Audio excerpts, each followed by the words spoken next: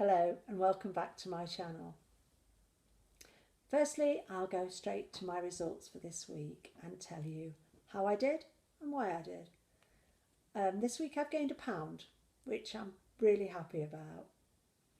As I said in my video last week, I had prepared for the Father's Day meal out by changing out yogurts, walking a little further than normal and losing £2. Well, we had a fabulous lunch out. I apologise if you can hear the thunder in the background. We had a fabulous lunch out and I was going to say what I wanted. I did have what I wanted, but I still made wise choices. I had the Yorkshire pudding, the roast potatoes, the stuffing. I chose not to have the leeks in white sauce, the cauliflower cheese, because they're just too dodgy for me. They don't fit in with the way I want to eat today. So I had a really, really lovely meal.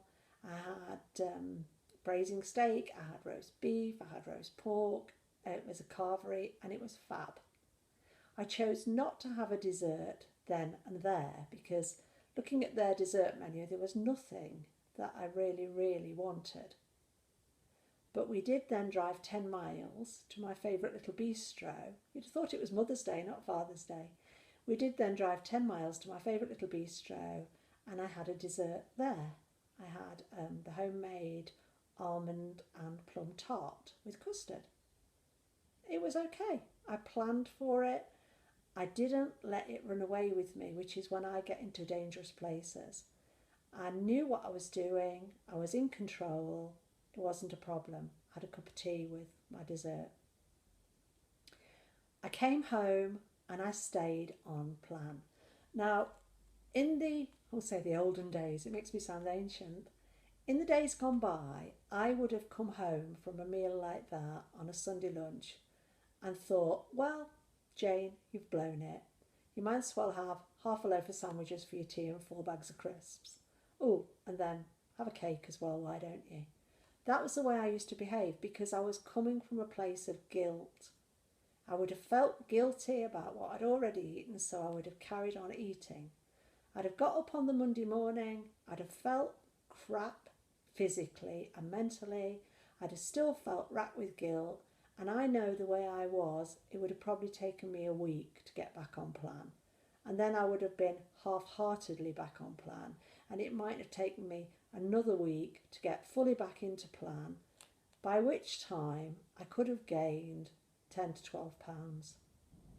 So today, that ability to go out for a meal, and this is new practice to me, I'm still learning, but that ability to go out for a meal, know what I was planning to do, still be in control, and by the following Saturday for weigh-in, have been 100% back on plan and only gained £1 is good for me. I'm £2 under my target weight, sitting at 10 stone 5, really comfortable with that. I've only walked 24 miles this week because I've been really busy doing other stuff.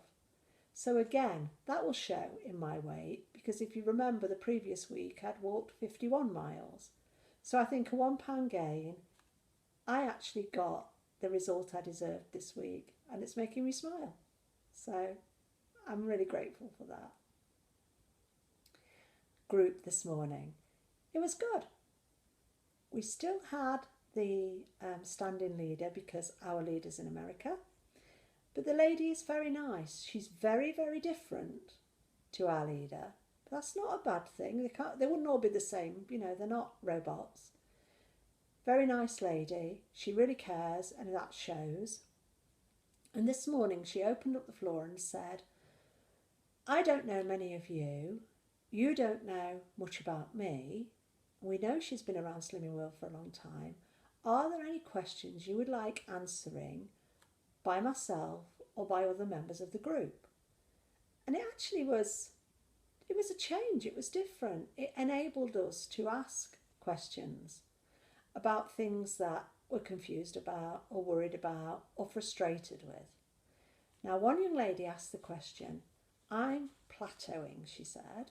I'm going to say this a little differently to how she did. I don't want to highlight any particular person, but she said, I'm plateauing. I seem to be playing around the same pound, up and down £0.5. Why am I plateauing? Now, the group leader gave a really good answer, I thought. She said, I don't believe in plateauing. As far as Slimming World is concerned, you either gain, lose, or maintain. Now, if you are doing one of those three things in and around the same weight area, it's down to the way you're living the plan. So I thought about this. You know me, I have to think sometimes. It doesn't come immediately. And I thought, yeah, she's right. Because when I was in that place, I remember about 3 months into plan, playing around with the same pound for about 4 weeks. I'd go down half, up half, down half, up half. And how did I overcome that?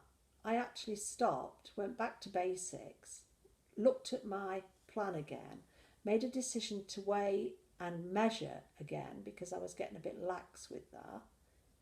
I didn't change out my A's and B's very much because I tend to stay around the same things. But then I started to lose again. And I think for me there, it was complacency. So she said to us today, if you find you're playing in and around the same pound, pound and a half, look at what you're doing. If you're not writing down what you're eating, start writing it down again. If you're not measuring, start measuring again. You know, just literally, just tighten up a bit. So I thought that was really good. She talked about weighing and measuring and gave an example of something that happened in her group many years ago. A lovely lady was struggling with her weight loss and kept maintaining or gaining half a pound. And then one week she came to group and she'd actually lost 3 pounds. And the group was so chuffed and everybody's celebrating with her. And then the leader said, we'll call her Sally. But Sally, what did you do different this week? And she said, I bought a new pair of digital scales and got rid of my old-fashioned scales with a dial. And I actually have found that my pieces of cheese and things I've been measuring are a bit smaller than they had been because obviously my scales weren't precise. So it can be something as simple as that, which is a genuine error that makes the world of difference. Lots of positives out of group today. Lots of good weight losses again. She didn't say how much we lost as a group, but that's not really that relevant, is it? But she did encourage us to, if we're ever struggling, remember that every one of us is entitled to sit in the new beginners talk each week. So if you ever need a refresher, and I thought I might do that one week actually, if you ever do need a refresher, just sit in the new beginners talk.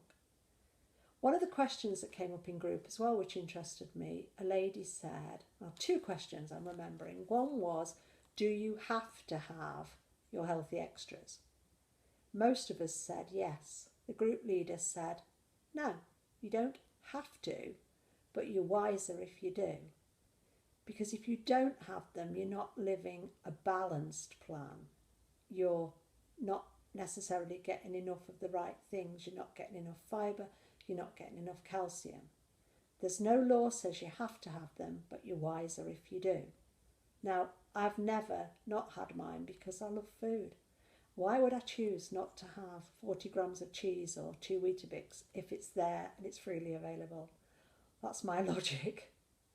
Trying to think what the other question was. There was another question that actually interested me and it's gone right out of my... Oh yes, I remember. It was again around healthy extras and general food. Do you have to keep changing what you eat? For example, if you have every day your milk allowance and 2 Weetabix, or your cheese allowance and 35 grams of oats, is that wrong? And the group leader said, no, it's not wrong at all. It will make no difference to your body. As you swallow it, a little sign in your body doesn't jump up and go Weetabix or cheese. Your body processes the food, takes out of it what it needs. And as long as you're losing weight, it doesn't matter if you're having... She even gave an extreme example. If you chose to eat the same 3 meals every day on plan, with the same sins every day on plan, and your body still loses weight, which it should do, then why worry about it? Your body doesn't know whether you're eating mange tout or spinach. It just knows what it can take from it. It goes in, you chew it, or masticate it, which is the posh word. It comes out the other end when it's been processed. There's nothing in your body that knows the difference between a strawberry and a cherry tomato. It just knows what it needs from it. So she very much said, don't worry about it. If you're comfortable and you're happy with what you're eating and it's working for you and you're losing weight, stick with it. Right. Now, something I probably should have done right at the beginning of the video, and I'm going to do it now. I want to apologise to Julie of Just Julie. I made a judgment last week and talked about your plate size. And I'm going to say, please forgive me, Julie, I was totally wrong to do that. You'd mentioned it in your vlog, and that's your prerogative to do that. I shouldn't have picked it up and judged you on it. If you want to eat from a tea plate and that works for you, then who am I to say you shouldn't? So I'm not quite sure how it came across in my vlog. I didn't mean to be judgmental.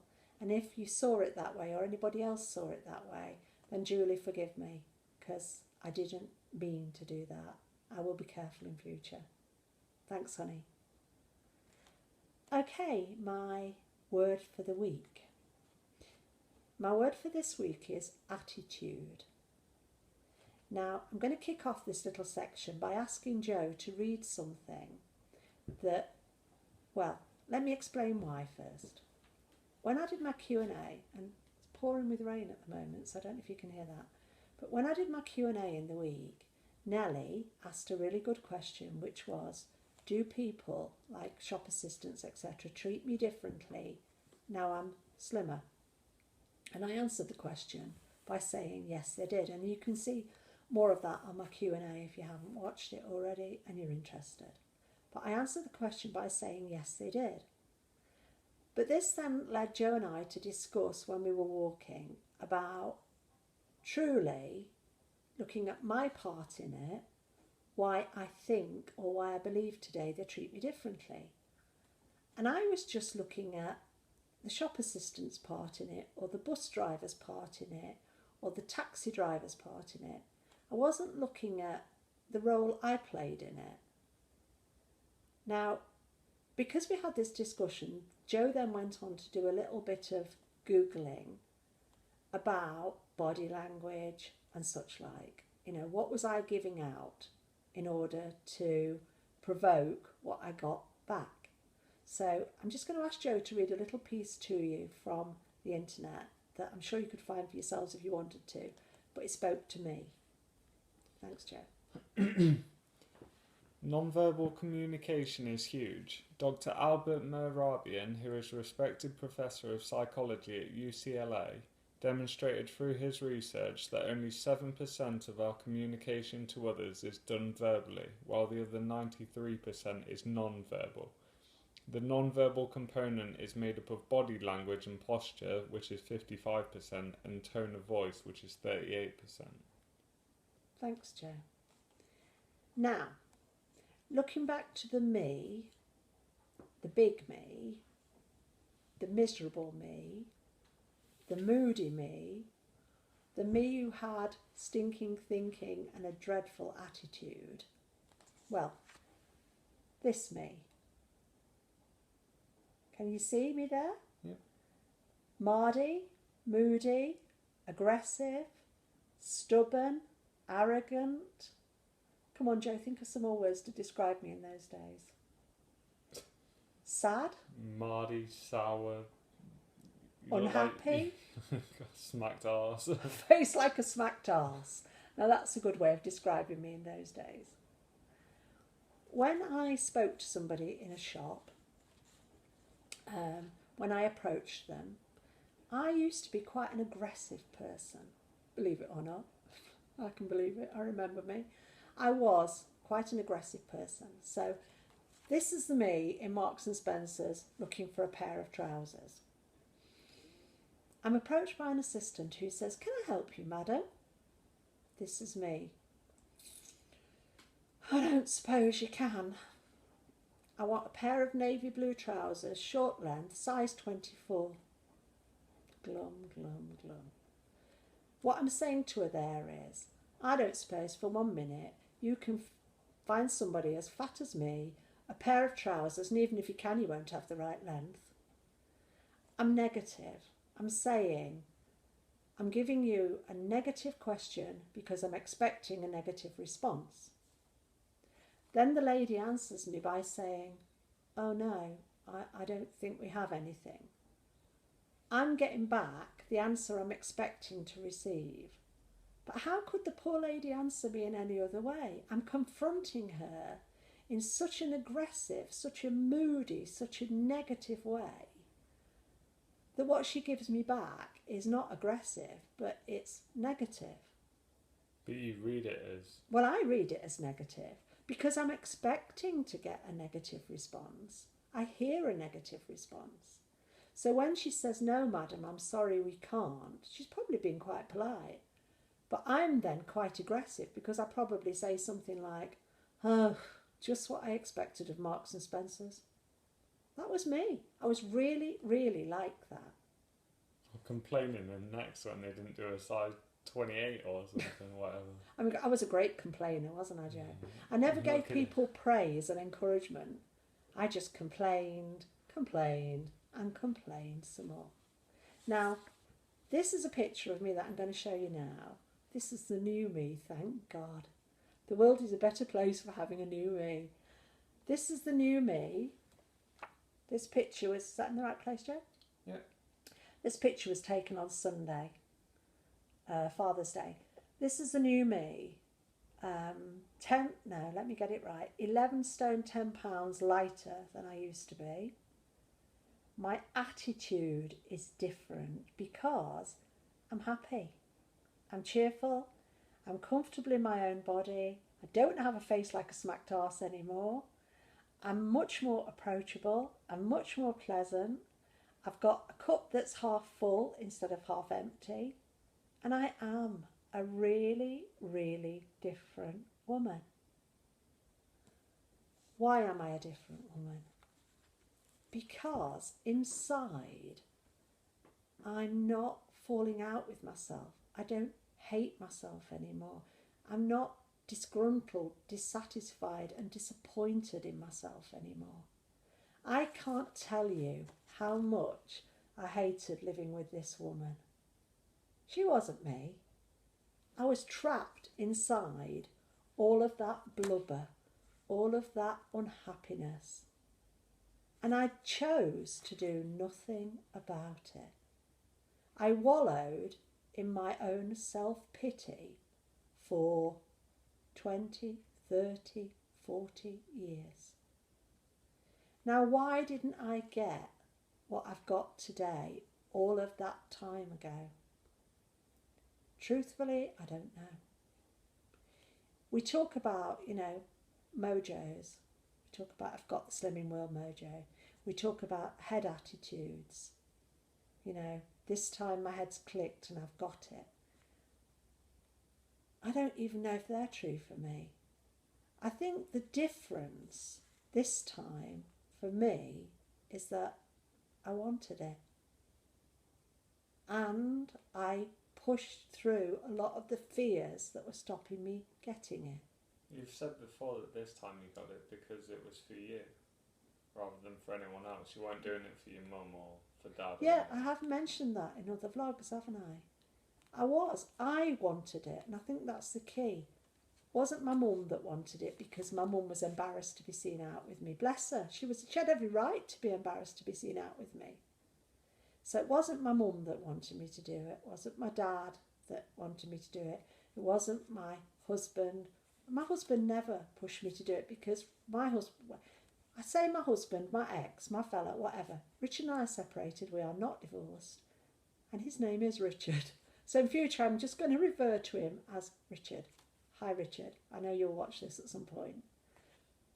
Yeah, Richard never judged me by my size. I was very much smaller when I met Richard. Although I wasn't slim, I was probably a size 16 or something. He never, ever judged me by my size. He's not that kind of person. He accepted me for who I was. I think there were many times when he found me very, very difficult to live with, but I found me very, very difficult to live with. I got into a cycle of eating and eating some more, and then eating because I felt guilty, and eating because I felt unhappy, and eating because I felt sad, and eating because I felt greedy, and just eating. And today I've broken that cycle.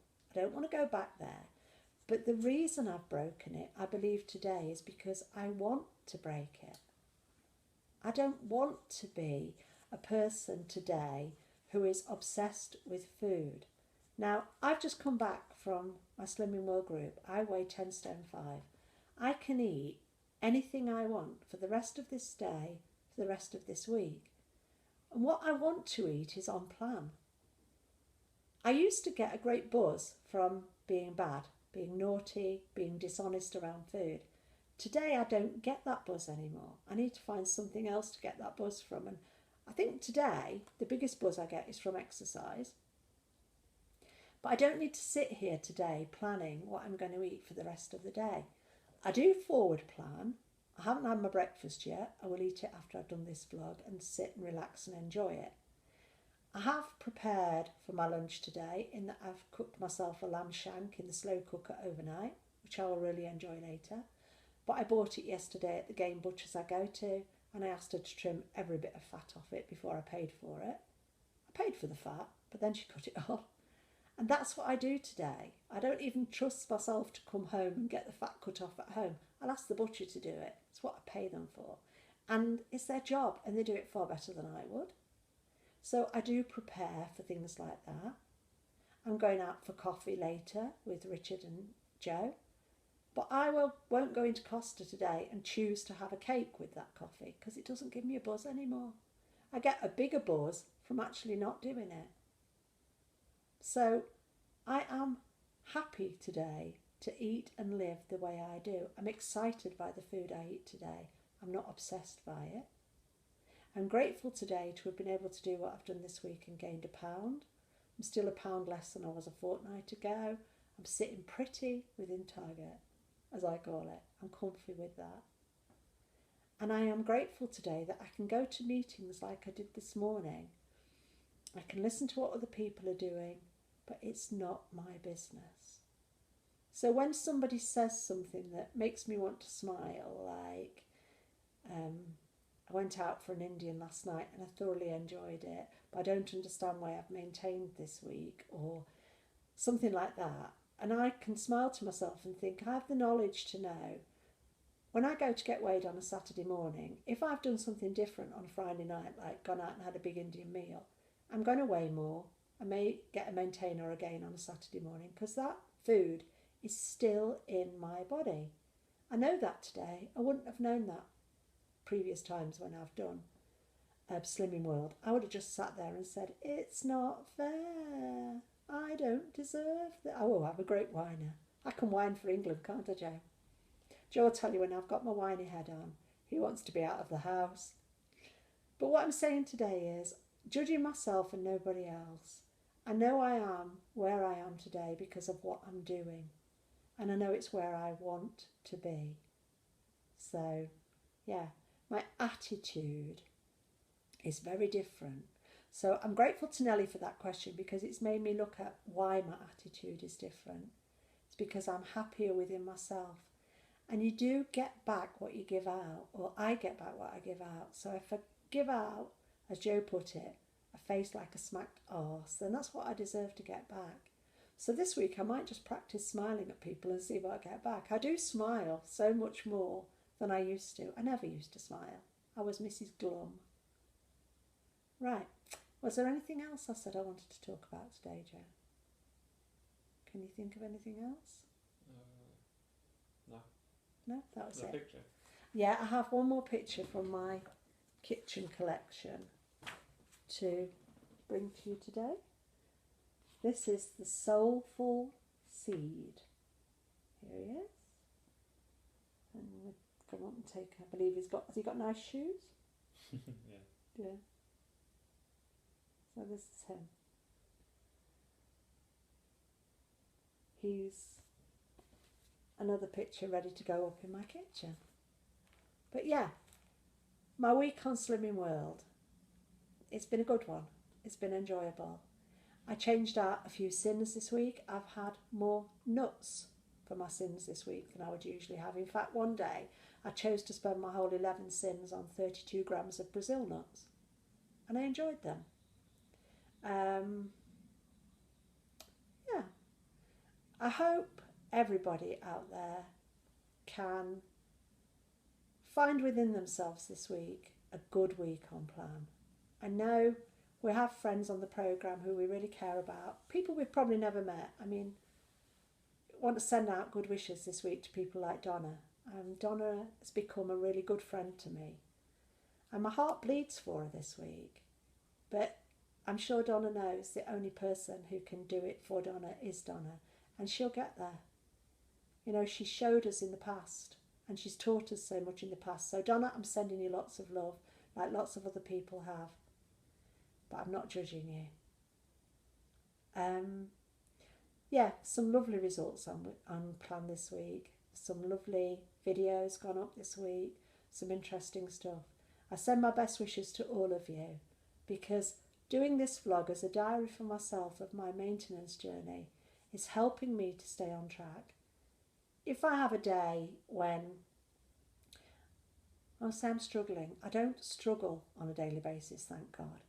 But if I have a day when I'm not feeling so motivated or so inspired, I can look back not only through your vlogs that have inspired me, but I can look back through my own as a reminder of where I am today and why I am here today. So for anybody out there who's watching this vlog and you don't already make videos but you're thinking about it, I would encourage you to do it. Even if you just, no, not even if, but if you do it for yourself, do it, because you are the most important person on your journey.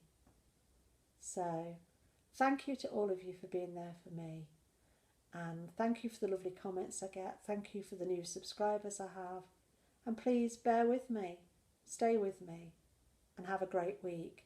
But more than anything, remember, it works if you work it, it won't if you don't.